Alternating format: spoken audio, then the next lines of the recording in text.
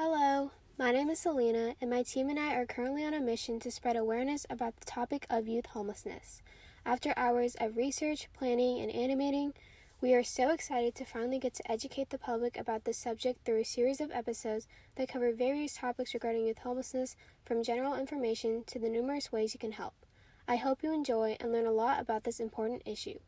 For today's episode, we will be covering an overview of youth homelessness and introducing some information regarding the subject.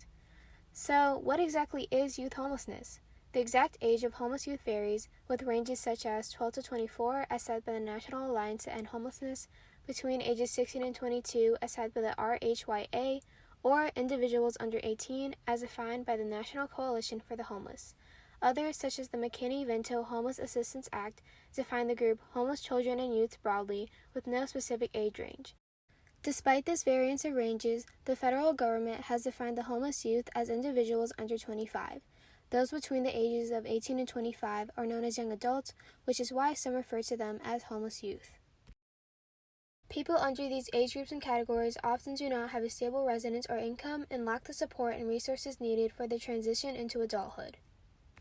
The Housing and Urban Development, HUD, defines a person who is homeless as 1. An individual who lacks a fixed, regular, and adequate nighttime residence, or 2. An individual who has a primary nighttime residence that is a supervised publicly or privately operated shelter designed to provide temporary living accommodations, including welfare hotels, congregate shelters, and transitional housing for the mentally ill.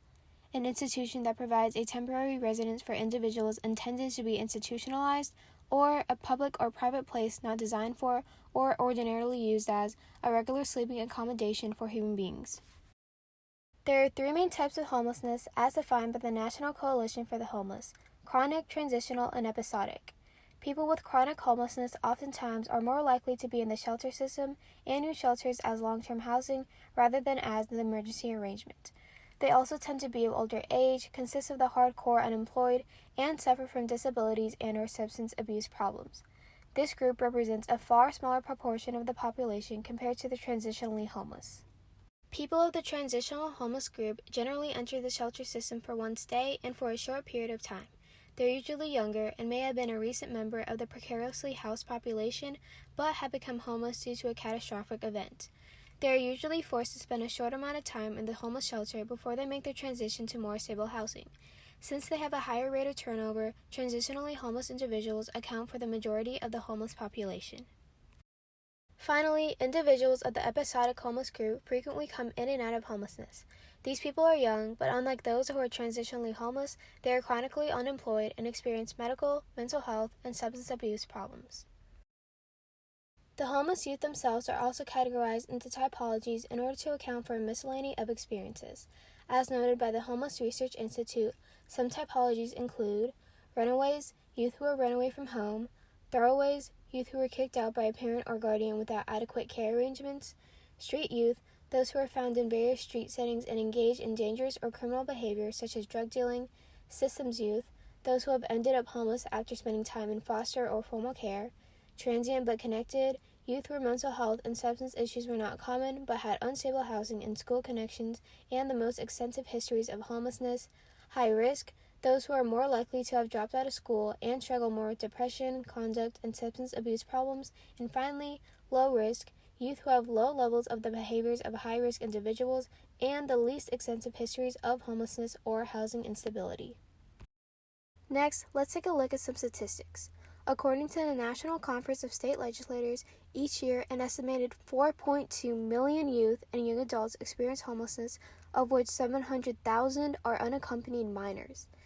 And of that immense population, 29% of homeless youth report having substance misuse problems, 69% of homeless youth report mental health problems, 33% had once been part of the foster care system, and 50% of homeless youth have been in the juvenile justice system, in jail, or detention.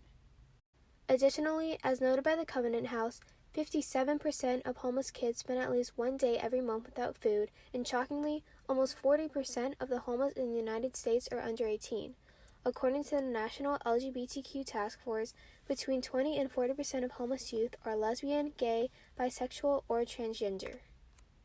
Specific subpopulations that face a higher risk for homelessness include youth with experiences of foster care, juvenile detention, jail, or prison, Black youth with an 83% increased risk, Hispanic youth with a 33% increased risk, LGBTQ youth who are more than twice as likely to have experienced homelessness, young parents, especially unmarried, with 3 times higher risk, and youth who do not complete high school who are 3.5 times more likely to experience homelessness.